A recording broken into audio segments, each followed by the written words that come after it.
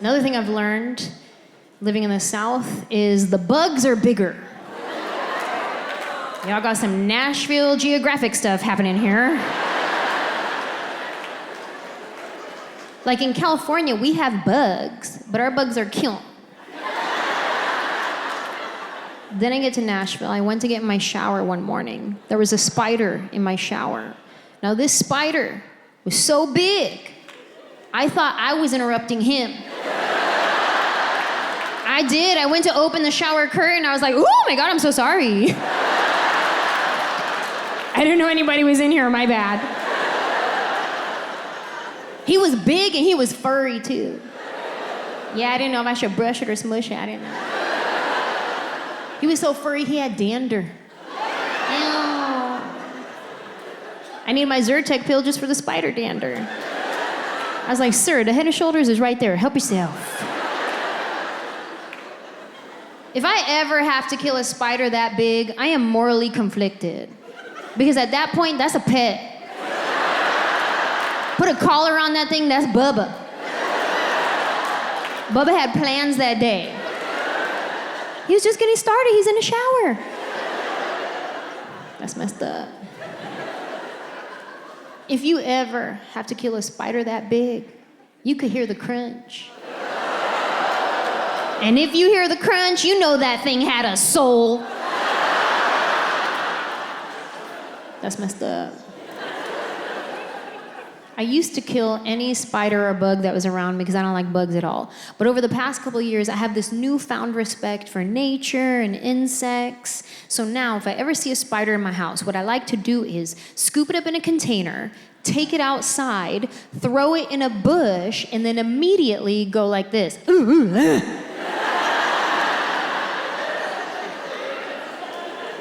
But if I'm left with no choice and I have to kill a spider, I now like to start with an apology. Listen, sir. I know you weren't expecting this today. I'll be honest, neither was I. Truth is, I don't know you. You could be poisonous and you could kill me. So at this point, it's either me or you. And I have chosen you.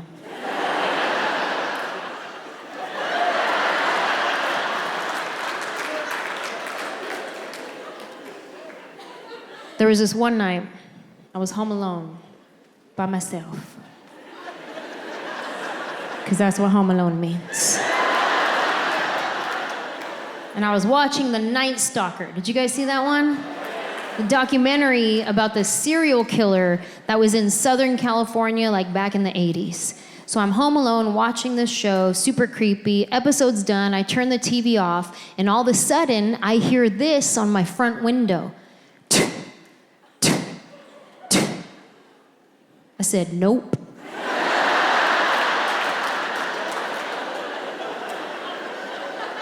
I ran to my room. I put on every piece of clothing that I own. I said, if he's gonna try to assault me, he's gonna have to work real hard.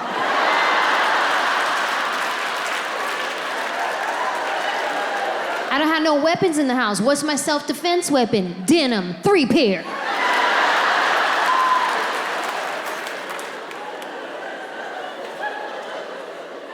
After a while, nobody came in the house, but I kept hearing the noise.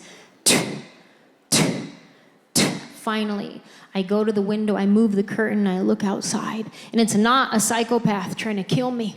It was a mosquito. The size of a bald eagle. Or maybe it was a cicada. I don't know. I never seen a cicada in my life, but everybody kept telling me, oh, it's cicada season. Maybe it was one of those. Maybe it was a mix of both. Maybe it was a mosquito. I don't know. Some Nashville geographic stuff happening. This was the kicker for me, though. There was one night I was driving home, and I'm pulling into my driveway, and what do I see? A snake slithering across. That's where I draw the line right there. That's where I was like, all right, you know what, Nashville? Bless your heart.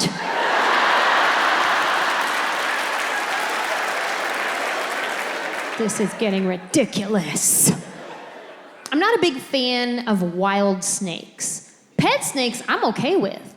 Like if there was a snake right here and he came with a cosigner, like he came with a guy that was like, oh yeah, that's my pet, he's cool. I like that snake, that's a good snake. Him? I don't know him. He probably had that snake since he was a baby. He probably just ate a baby. Pet snakes, I'm okay with. Like, you know how sometimes you go to a real touristy area and there'll be that one guy with like a 100-pound snake around his neck and he's just walking around. He's like, yeah, you want to take a picture with my snake? I'm like, I'll do it. He's like, all right, $20. Yeah, I don't need no picture. But the point is, I was down. I was gonna do it if it was free. Because free is my love language.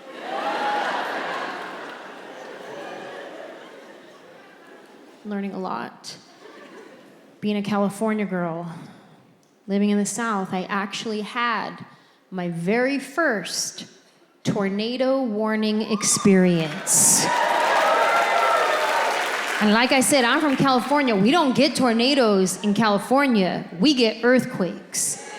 Now, earthquakes are scary for people who have never experienced one. But actually, they're not that bad. To be honest, I will take an earthquake over a tornado any day. Like, let me tell you, give me a 3.5, a solid 4, I will ride that quake like, hey.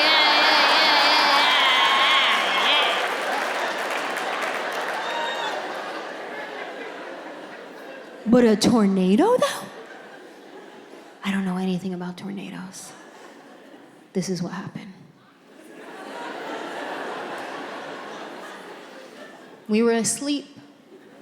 It was 3 a.m. I get one of those Amber Alerts on my phone. The alert that goes off real loud. And I was like, okay, first of all, what child is getting kidnapped at 3 a.m. that they need to wake me up to tell me about it? What VIP child is this? That they think at 3 a.m. I'm gonna run outside looking for Honda Civics. A silver one, it's always silver.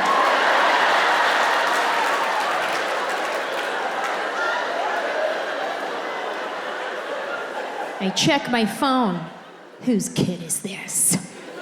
And it says, tornado warning, take cover now in a basement. Ooh, my heart started beating so fast. I said, oh my God, do we even have a basement? I don't even know. Because I'm from California, we don't do basements in California. That's dangerous because there could be an earthquake. I wake up my husband, I was like, babe, we got an alert on the phone. It says there's gonna be a tornado. We gotta go in the basement. Do we have a basement? Now, my husband is an Army brat. He grew up everywhere. He spent a lot of time in Kansas, and he was like, oh, we used to get these all the time. Don't even worry about it. Just go back to sleep.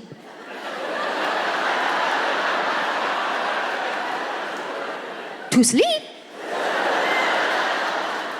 But they just woke me up. I don't think that's what they want. He was like, what county is it in? Oh yeah, that's like 5 miles away. We're good. We could watch it from the front.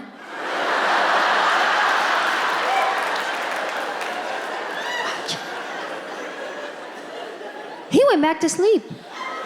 Wasn't even stressed at all. I got up. I said, oh no, this is an emergency. We sleep with one of those sleep sound machines that plays like the rain sounds. So we were already in the midst of a storm. We had our own storm going on. It was on surround sound, so it was real loud. There was stuff blowing up on the windows, but I didn't even notice because I just thought it was a good episode that night. I was like, ooh, this one's realistic, favorite.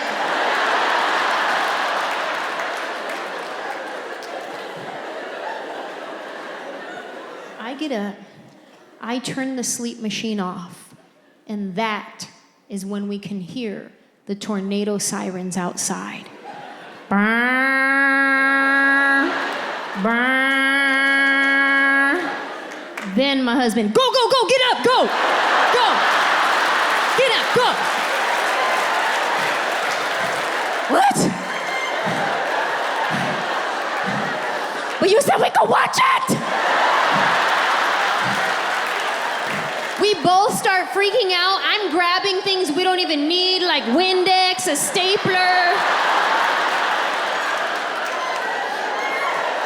Where do we go?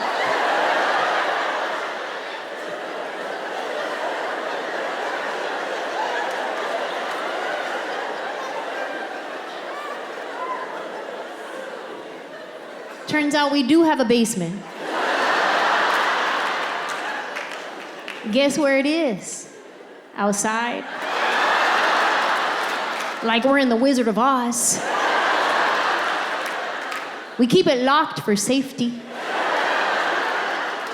And we keep the key in the junk drawer in the kitchen. You highly underestimate what you consider junk until you're in an emergency situation. Now, I don't know how you guys keep your junk drawers at home. Maybe you're highly organized. I open up my drawer, I gotta sift through a bunch of dead batteries, expired coupons, hella rubber bands. We don't even use rubber bands. But every time we get one, we gotta save it. Why? What is so sacred about a rubber band that we can't throw it away? Whether it came wrapped around the newspaper or asparagus, it's in the drawer now. And that asparagus rubber band, that's a good one. Woo. We better save this.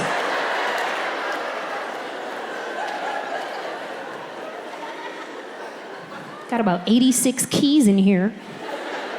We don't even have 86 locks. Finally find the basement key. We go outside, unlock the door, get down into the basement, and that is when we realize that we are fully unprepared for this situation. We have no emergency necessities down there. No water, no food, no batteries, nothing. Just me, my husband, and hella spiders. And they were all looking at me real suspect-like too. Like they recognize me.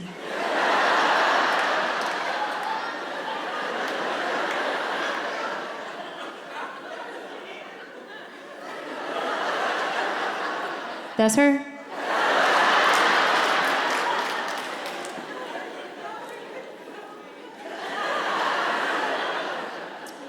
Listen, ma'am.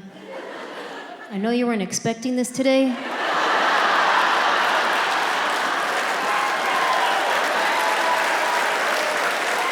But this is from my homie Bubba right here.